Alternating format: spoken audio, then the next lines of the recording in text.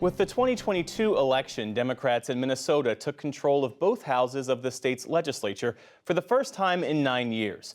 Minnesota's Democratic governor has joined the state's House and Senate leadership in setting in motion a wide range of progressive reforms, like restoring voting rights for felons and allowing undocumented immigrants to get driver's licenses. The latest reform safeguards the rights of trans people. Minnesota Governor Tim Walz joins us now. Thanks for being with us. Last week, you signed an executive order guaranteeing that gender-affirming care would remain available in Minnesota. Reading through that executive order, it doesn't change any existing laws in Minnesota. Minnesota is a blue state. So why did you view it as necessary to take that step?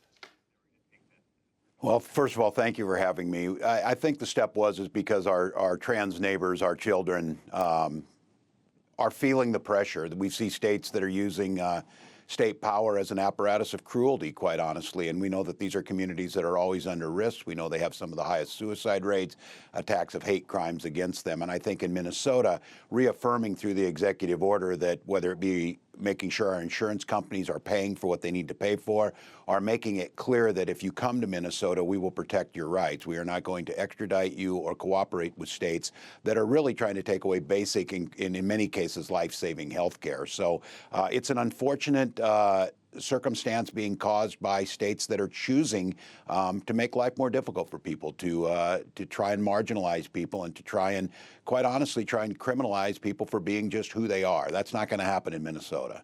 Newly empowered Minnesota Democrats are also asserting themselves on gun legislation. What are you hoping to achieve, and are the politics trickier in Minnesota given the vast rural areas there?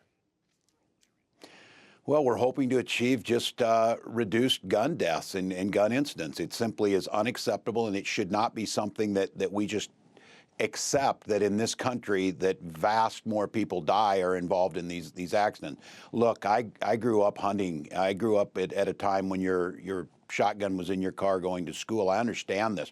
Spent my 20-plus years in the military, but the idea that we're not doing proper background checks, the idea that we have families that understand their loved ones are going through a crisis and to use, extreme risk protection orders, red flag laws, or just simple things like asking folks to lock their weapons up. These are just life-saving things that can make a difference. And I think rural areas, we know this too.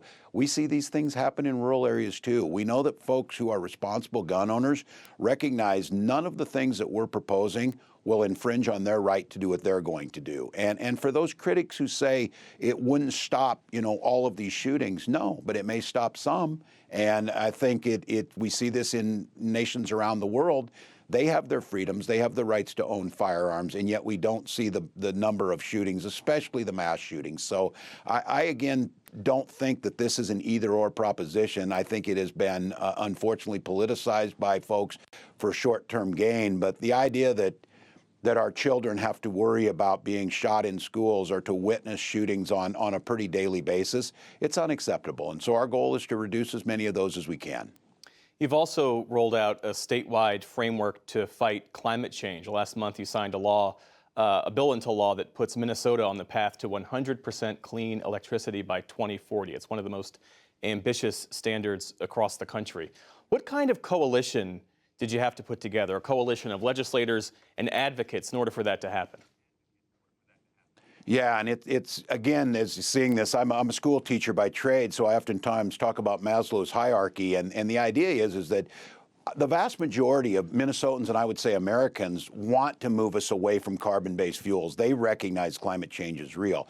They also want to make sure when they turn their lights on, they come on and that they can pay their bill. So the coalition was talking about the jobs that we created. First of all, started with our major utilities that know that this is the direction they're going to need to move. They know that wind and solar have parity, hydro, that we're starting to move in that direction, and they can produce the base capacity to do it. But it was labor unions that were also there. It was business businesses that were there that understand that they're being asked by their consumers to be more eco-friendly, to know that if you're a manufacturing company, we've got manufacturers that are asking us, make sure you can deliver 80% of our energy by a set amount of time that's clean energy. So I think it was a coalition, first of all, those that recognize, like the vast majority, that climate change needs to be addressed, but then those that recognize that there is room for a market-based economy with some incentives and some goal setting by government to create new opportunities. We have the largest solar panel manufacturing facility in North America in Minnesota. We have an awful lot of water that we need to protect, but we also have a lot of innovation that we can lean into, whether it's wind or whether it's some of the battery storage. So I'm excited about this in terms of what it can do for our economy, and Minnesota wants to do our part. Our children are demanding it, and we're going to do it. Governor, you got Democrats in Minnesota, in Michigan, Maryland, Massachusetts. They've all secured these new trifectas of both chambers and the governor's office. You've just articulated how you've been able to affect change on trans rights, gun control, climate change. These are all things that Democrats say they care about. How should Democrats at the national level think about affecting change at the state level if they can't do it with a divided Congress here in Washington?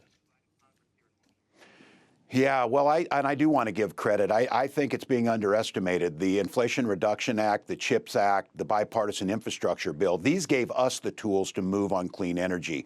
They're giving us the tools to move. Tomorrow I'll sign legislation that every child in Minnesota will have breakfast and lunch for free. There'll be no more forms to fill out. There'll be no different colored lunch tickets or ostracizing children. And I think the federal government, certainly the Dobbs decision around reproductive rights, even Republicans are saying states need to take the lead. I think we are taking that lead. And having served in Congress for 12 years, watching what I think is an increased dysfunction, I do think, and listening to one of my former colleagues, Zoe Lofgren, talk about this, give us a framework around immigration. Minnesota's biggest challenge is going to be population. We're an aging population. We're a northern climate. It's nice here, but it gets colder, so we don't have the beaches. I think this Congress should focus on the things that they can do and then let the states deliver on where they're going. Now, my concern about this is And Governor, I have to jump in there because we're short on time. My apologies. But with a huge thanks to you for joining us tonight, Minnesota Governor Tim Walz. No, thank you so much.